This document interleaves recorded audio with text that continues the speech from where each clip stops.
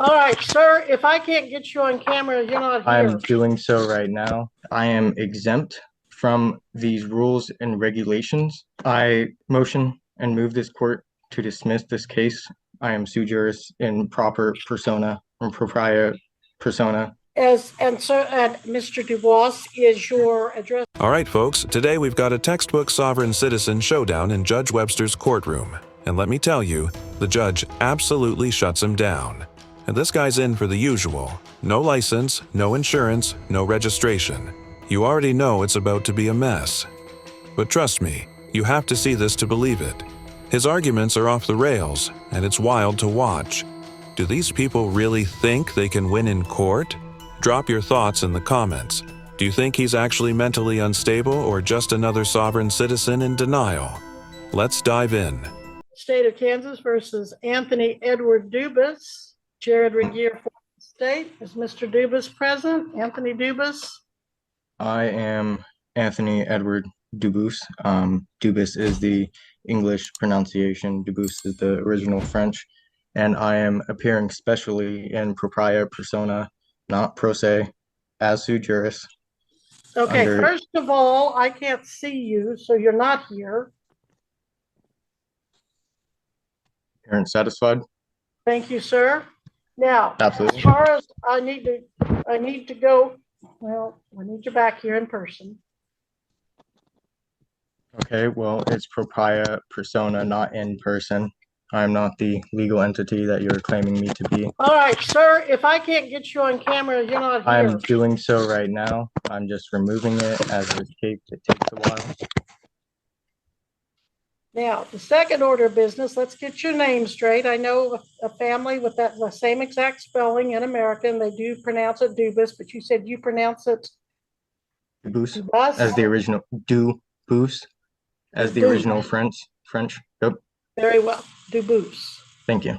You're welcome. Now, Mr. Dubus appears in person and pro se. Correction, propria persona.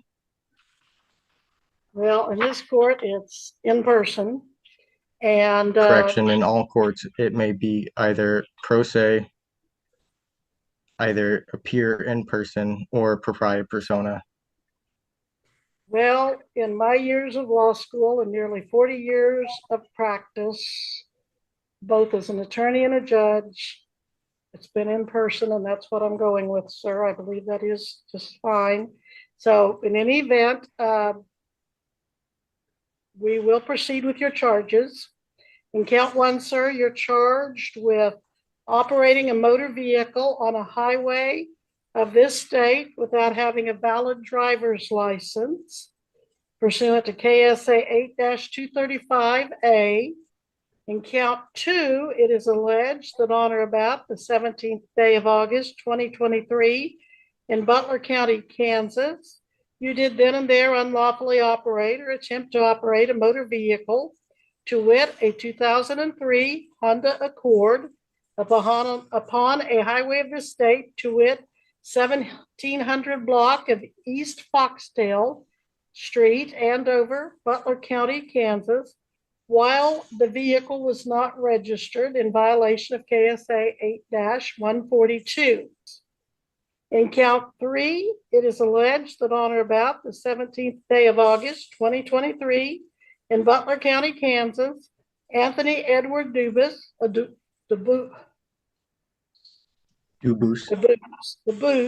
you, Myron. did there unlawfully and intentionally drive a motor vehicle upon a public highway or property open to use by the public and failed to provide proof of insurance upon demand by a law enforcement officer.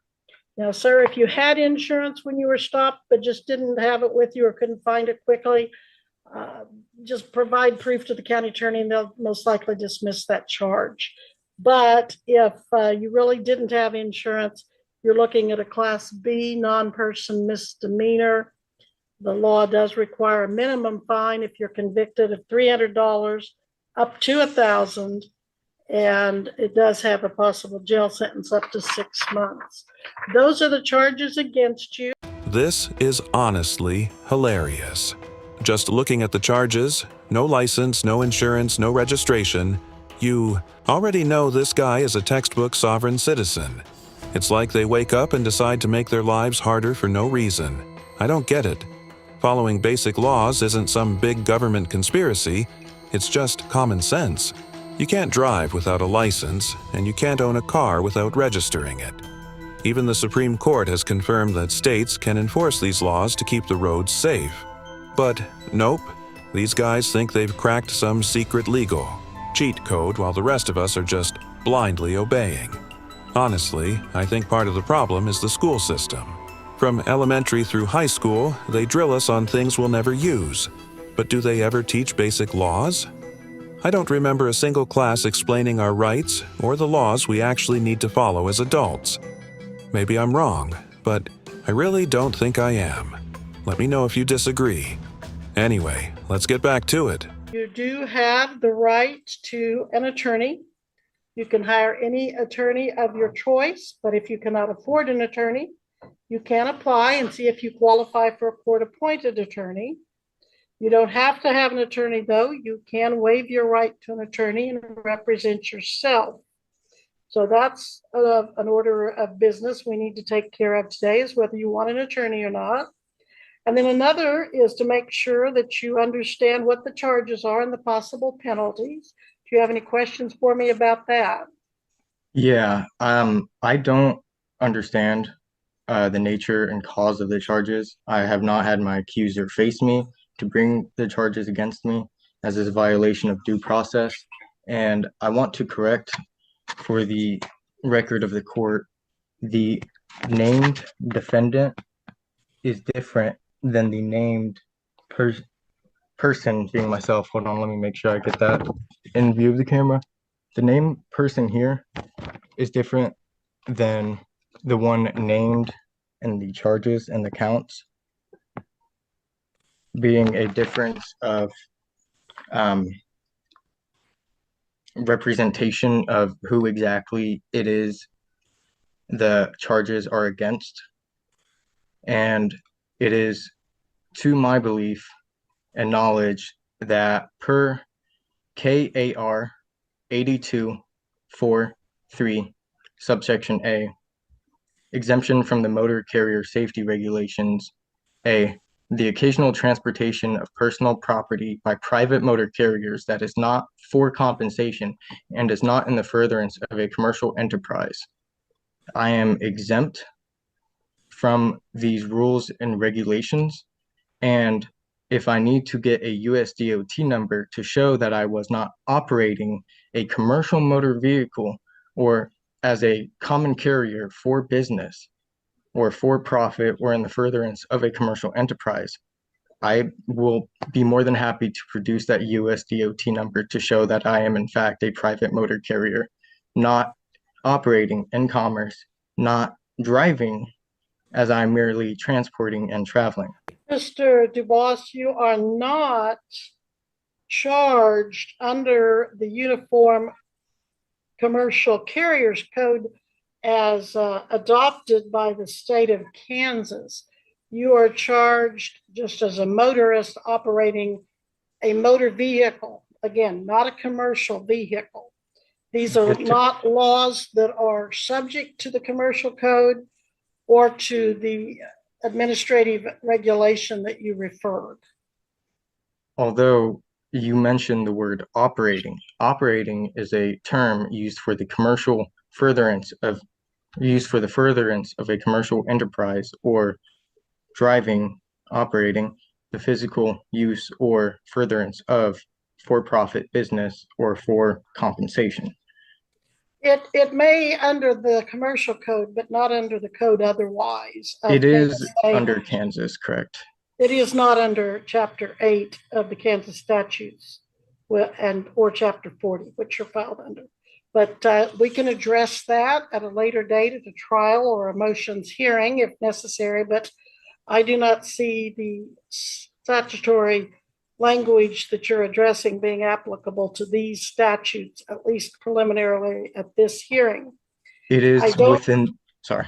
Okay. Go ahead. That's my ruling there. And then on the name issue, I am not tracking you there. The only difference I see is that at the top of the document, state of Kansas and your name are capitalized, and in the individual charges, it's traditional capital letter of the first name, all lowercase of the remaining names throughout. So I'm not following that argument. Again, if you want to readdress that at a later date, we can, but I'm just not seeing that argument. Okay.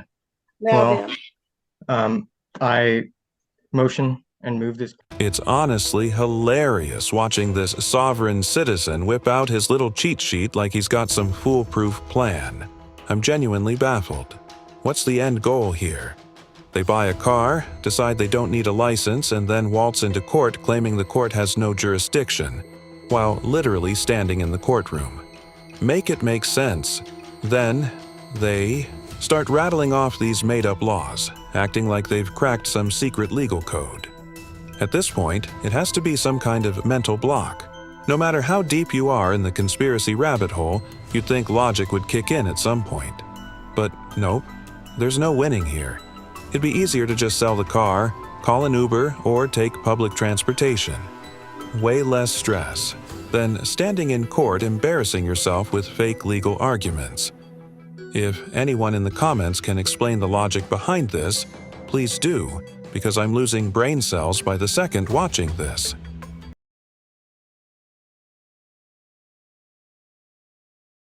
I have filed, and for the brief in support of motion to dismiss for lack of jurisdiction. Sir, I do not have any such motion or brief in support. Mr. Regier, have you received any such documents? Not to my knowledge, Your Honor, and so I fail to see, at least at this juncture, how such a motion is properly brought before the court. Unless the court is aware of something that I am not aware of. Well, that's what I'm trying to decide, if it's properly before the court. Mr. Dubois, who did you file the motion and brief with? Well, seeing as your guys' e-file is down for what is it? It's called a ransom malware or something. I cannot e-file. Right, so but you can mail it, or you can walk it into the clerk of the court. Have you done that? Yes, I've mailed it. By email, which a and I'm court sorry, clerk when I said I could. Okay, go ahead, please. I'm sorry I interrupted you. No, you're fine. It was by email, which the court clerk said I could, considering the e-file was down. And I can't really go 20-something miles to do that, considering my personal property was stolen. When did you email it, sir? When did you email it? A while ago. Judge, Yeah. Yes. we do not accept emailed filings, only faxed or by mail or person. Okay, I'm I was sorry. told that they do not have fax, so I could not do that. So email would be okay. He may have called the wrong courthouse then. They spent 10 minutes finding my case because your guys' system was down. So I'm fairly certain it was the correct one. Okay. Do you recall which you filed or which court you called? Let me go to my sent. T Stafford at bucokansas.com. I think that might be at the county courthouse, not the district courthouse. Okay. So if you want to file something, sir, let's make sure you file it in a fashion that will get it officially recognized. So Ashley, how do you suggest he file motions and the like? He will either need to mail us a copy of it or he can fax file. And is your guys' fax active? I love how the court clerk is giving this guy some serious attitude right now. You can just tell he's probably regretting not having a lawyer. But honestly, I feel like this might have been his plan all along. There's no way he accidentally didn't send his motions. He clearly has no idea how to file one properly. If you're filing motions in court, there are strict rules you have to follow. That's just common knowledge. But let's be real. I think he's just stalling at this point. And even if he did mess up, how hard is it to send it to the right place? Sure, they don't accept filings through email, but at the very least, he could have gotten the right address. Feels like a shady move, but honestly, I wouldn't expect anything less from a sovereign citizen. What do you guys think? Does this seem like a delay tactic to you? What's the fax number? Our fax number is 316-321-9486.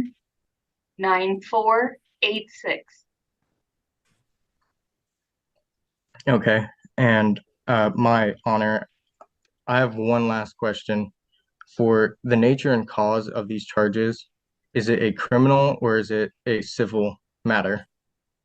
This is a criminal matter. Okay, as is a criminal matter, there are two jurisdictions which I may be tried. One is the common law, and the other is a military tribunal. Which of those two do you intend to try me in? I intend to try you in this one, sir. Which is this one? Please elaborate. The criminal one. Well, criminal has two jurisdictions. It is either the common law or it is the military tribunal. Well, sir, we're not going to go into that at this point. Are you refusing to acknowledge to me and tell me the nature and cause of the charges? I have told you the nature and the cause of the charges. You are not elaborating. I think the remaining issue, sir, is whether you're going to hire an attorney, apply for court appointed, or represent yourself. My honor, I need to know whether or not this is going to be in the common law or a military tribunal. Well, I am going to ask you one more time. Are you going to hire an attorney, apply for court appointed, or represent yourself, sir? Again, I'm not representing myself. I am sui juris in proper persona or propria persona. So you're not going to have an attorney, or are you? No, I'm not going to be presented or represented by any British agent, registrant, or anybody else to be a ward of the state. I'm standing on my rights and I do not abrogate them. And if you're going to continue to move this court without any sort of evidence, well, I guess I'll have to file that. But we're going to set your hearing. How do you want to plead to the charges first? Then, if you don't want to have an attorney, how do you want to plead to no valid driver's license? My honor, are you attempting to administer the trust without permission and consent? I'm asking you for your response. I'm giving you the chance to respond. Do you want to plead to this charge or not? My honor, I don't make any pleas as I am appearing in propria persona, and any plea would submit jurisdiction to the court. I am here challenging jurisdiction under the common law as I am owed the law of peace. The only fraud happening here is, coming from this guy, he's literally reading off some Facebook script from a so-called sovereign citizen legal expert. And it shows. It's honestly ridiculous. These guys have this weird obsession with trying to force the judge to explain whether the case is under common law, military law, or whatever nonsense they've cooked up. Newsflash. That's not how courts work. A judge isn't going to pause everything just to entertain some fantasy legal theory. The legal system already operates under a set framework. Common law plays a role, sure, but it's backed by statutes, case law, and regulations. These people act like they can twist the system to fit their delusions, while the judge just sits there like, nice try. It's like watching someone argue with a brick wall. What do you guys think? Does this guy have any shot at winning? With these tactics? I'm not holding my breath. Let's dive back in. as fraud in the inducement from the beginning under due process violations from Deputy Khalid Barake and the other officers or sheriffs that were on scene. And if you are attempting to administer the trust without consent of myself, the living man, the grantor, in common law, which is above Admiralty Maritime Law, then you will be in violation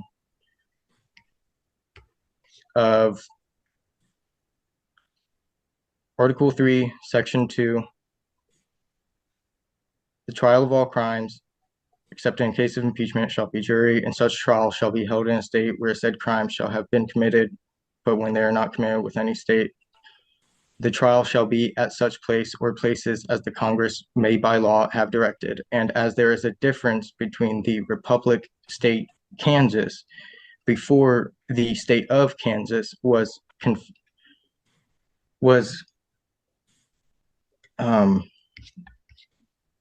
brought into the Federation of the Union of States. And you will also be in violation of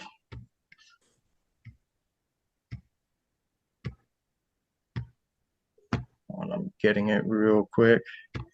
18 U.S. Code sections 2381, treason. Whoever owing allegiance to the United States, the corporation, not United States of America or for America, levies war against them or adheres to the enemies, giving them aid and comfort within the United States or elsewhere, is guilty of treason and shall suffer death or shall be imprisoned not less than 5 years and fined under this title, but not less than $10,000, and shall be incapable of holding any office under the United States.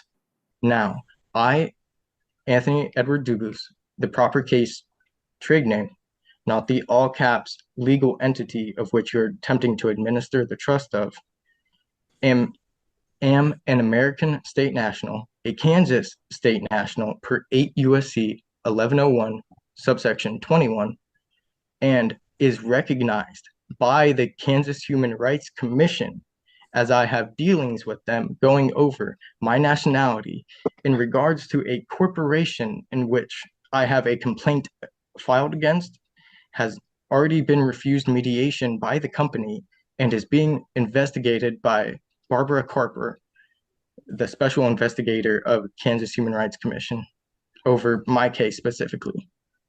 And if you are attempting to move this case against myself, you are in violation of executing law rather than just judging on it.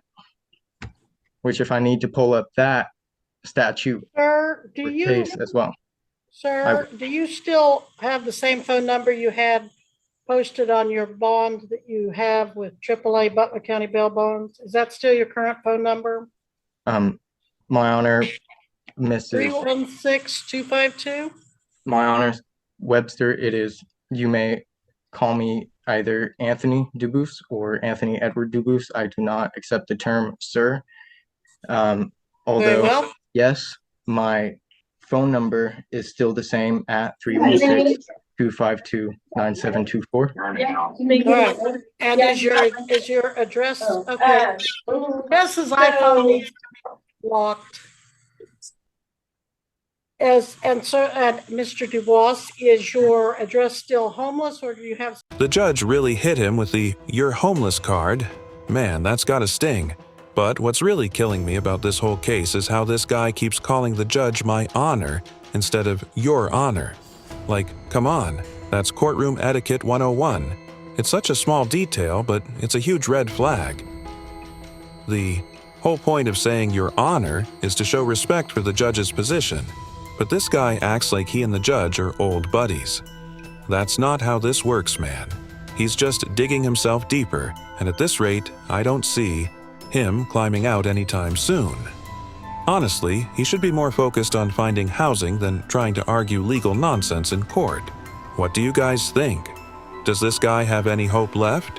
Or is he completely out of his depth? They refuse to put down my address.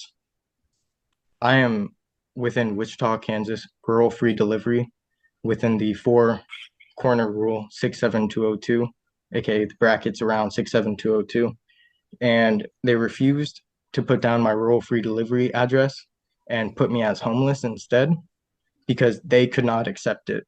They refused.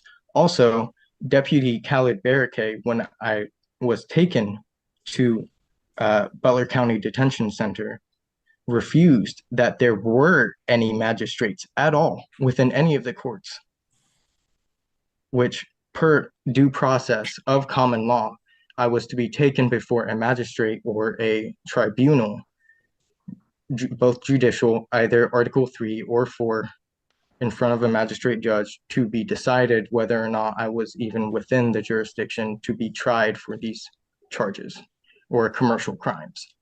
Your next court date will be 2 weeks from Monday. What do you have, Ashley? 2 weeks from this past Monday. What is it?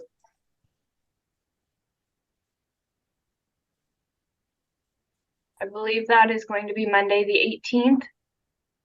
All right, Mr. Dubois, your next court date is December 18th at 8 a.m. by Zoom. You can always appear in the courthouse personally if you like.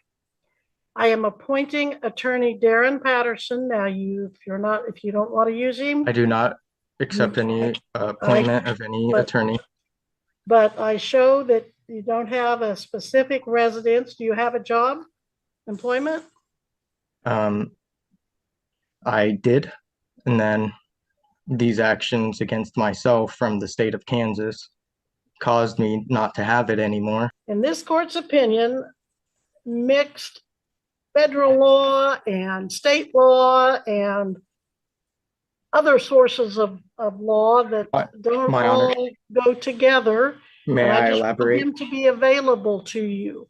I think we have exhausted this particular hearing, the purpose of which is merely to make sure you know what the charges are, the possible penalties, and your rights that I have gone over with you, including your right to counsel, which I'm hearing you say you don't wish to utilize. But nevertheless, I'm going to direct Mr. Patterson to at least be available to you, that you be here again December 18th at 8 a.m. by Zoom.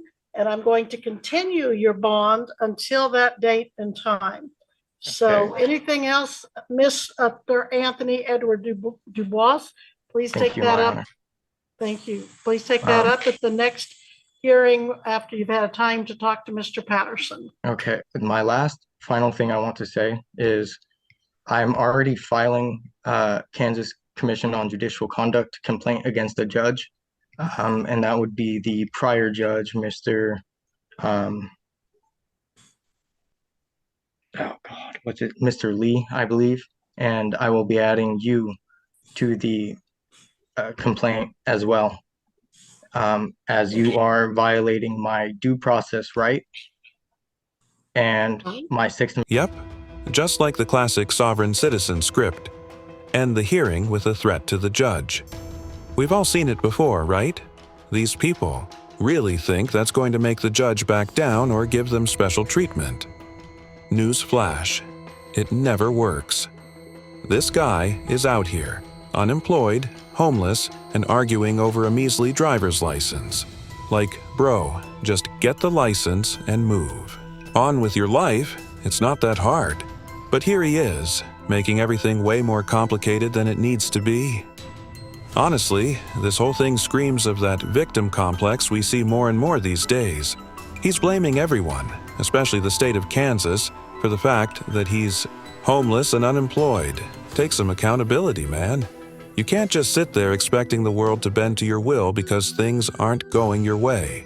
We all have our problems, but that doesn't mean you can skip basic responsibilities or make up your own rules to avoid them.